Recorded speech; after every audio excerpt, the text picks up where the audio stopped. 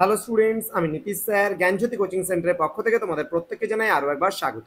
তো স্টুডেন্টস, আজকে আমি তোমাদের সঙ্গে যে বিষয়টি নিয়ে আলোচনা করব সেটা হচ্ছে থার্ড সেমিস্টার এনইপি অর্থাৎ 4 ইয়ার আন্ডার গ্র্যাজুয়েট প্রোগ্রামের অধীনস্থ যে সমস্ত ছাত্রছাত্রীরা বিভিন্ন কলেজগুলোতে পড়াশোনা করছো তাদের জন্য আজকে আমি এসইসি হিস্ট্রি কিছু 1 নম্বরের প্রশ্ন নিয়ে আজকে আলোচনা করব।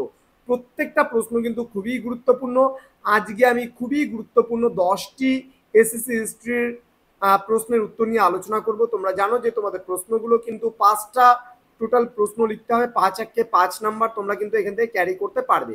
তো আমি প্রতিনিয়ত চেষ্টা করব আলোচনা করার বিষয়গুলোকে। তো তোমরা অবশ্যই যারা এখনো চ্যানেলটিকে সাবস্ক্রাইব করনি তারা অবশ্যই চ্যানেলটিকে সাবস্ক্রাইব করে পাশে থাকা বেল আইকন অল প্রেস করে রাখো, যাতে নেক্সট টাইম থেকে কোনো ভিডিও আপলোড করলে তার নোটিফিকেশন সবার আগে তুমি পেতে পারো।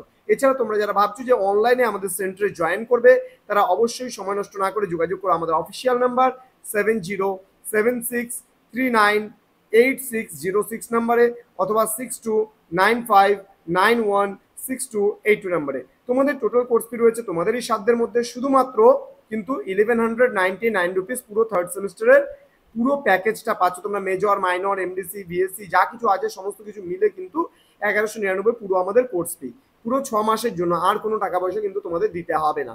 চলো শুরু করছি আজকের ক্লাসটি। স্থাপত্য কাকে বলে, স্থাপত্য শিল্প বলতে কি বোঝো? ওকে, স্থাপত্য কাকে বলে অথবা স্থাপত্য শিল্প কাকে বলে? দেখো, ঘরবাড়ি, প্রাসাদ, মন্দির, মসজিদ, মিনার এগুলিকেই বলা হয় স্থাপত্য, এবং এইগুলিকে তৈরি করার কারিগরিকে স্থাপত্য শিল্প বলা হয়।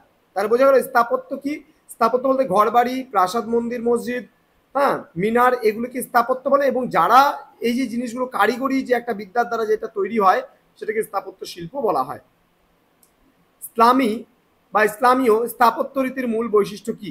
দেখো, ইসলামীয় স্থাপত্য রীতির মূল বৈশিষ্ট্য কিন্তু খিলান এবং গম্বুজ। ওকে, ইন্দো ইসলামিক শিল্পরীতি বা ইন্দো ইসলামিক স্থাপত্য রীতি বলতে কি বোঝো?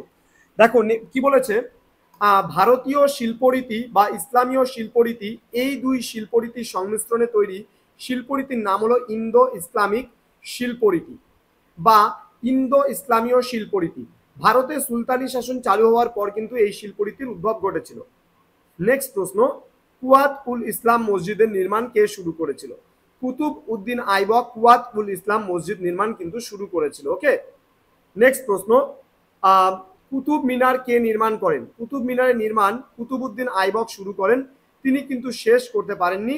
তার কারণ এই মিনার নির্মাণ কার্য শেষ হওয়ার আগেই কিন্তু তিনি মারা যান। কুতুব মিনার নির্মাণের শেষ কাজ করেছিল কিন্তু ইলতুৎমিশ। ঠিক আছে, নেক্সট পরবর্তী প্রশ্ন খুবই গুরুত্বপূর্ণ এই প্রশ্নটি। আলাই দরওয়াজা কে নির্মাণ করেন? তাহলে সঠিক উত্তর হবে আলাউদ্দিন খলজি। সুলতান আলাউদ্দিন খলজি কিন্তু আলাই দরওয়াজা নির্মাণ করেছিল বা তৈরি করেছিল। নেক্সট বলছে দৌলতাবাদ শহর কে নির্মাণ করেছিল? মোহাম্মদ বিন তুগলক কিন্তু দৌলতাবাদ শহর কিন্তু নির্মাণ করেছিল। নেক্সট প্রশ্ন, ফিরোজাবাদ, ফিরোজাবাদ কে নির্মাণ করেছিল? ফিরোজ শাহ তুগলক কিন্তু, হ্যাঁ, ফিরোজ শাহ তুগলক ফিরোজাবাদ নির্মাণ শহরটি নির্মাণ করেছিল বা প্রতিষ্ঠা করেছিল। নেক্সট প্রশ্ন, চাহারবাগ কাকে বলে? মুঘল আমলে 4 ভাগে ভাগ করা একরকম সাজানো বাগান তৈরি করা হতো, যার নাম কিন্তু চাহারবাগ, অর্থাৎ বাগান। বাগ বলতে এখানে বাগান।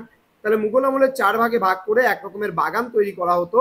যারা মুঘল যারা বাদশাহ ছিল তারা কিন্তু এই ধরনের বাগান নির্মাণ করতো, যেটাকে চাহারবাগ বলা হয়েছে। হুমায়ুন কোন শহরটি বানানো শুরু করেছিল? হুমায়ুন কিন্তু যে শহরটি বানানো শুরু করেছে দিন পনাহ শহরটি বানানো শুরু করেছিল। তো আজকের এই ক্লাসটিতে মাত্র 10টি প্রশ্ন নিয়ে আমি আলোচনা করলাম। আগামী ক্লাসে তোমাদের সঙ্গে আলোচনা হবে আরও গুরুত্বপূর্ণ 10টি প্রশ্ন নিয়ে। এইভাবে ধারাবাহিকভাবে ক্লাসগুলো তোমরা পেতে থাকবে। অবশ্যই চ্যানেলটিকে সাবস্ক্রাইব করে পাশে থাকা বেল আইকন অল প্রেস করে রাখো, এবং অনলাইনে যদি যুক্ত হতে চাও সময় নষ্ট না করে আমাদের সেন্টারে যুক্ত হতে পারো। ইতিমধ্যে 450+ স্টুডেন্টস জয়েন করেছে তোমাদের থার্ড সেমিস্টারের ইয়েতে। ইতিমধ্যে আমাদের ক্লাসগুলো চলছে। আমাদের মেজরের ক্লাসগুলো আরম্ভ হয়ে গেছে, কিন্তু মাইনরের ক্লাসগুলো শুরু হয়নি। মাইনরের ক্লাসগুলো খুব তাড়াতাড়ি শুরু হবে। আর এইসি বাদ বাকি যে কিছু কিছু ক্লাস আছে সেগুলো তোমরা রেকর্ডেড ভার্সনে কিন্তু ক্লাসগুলো পাবে।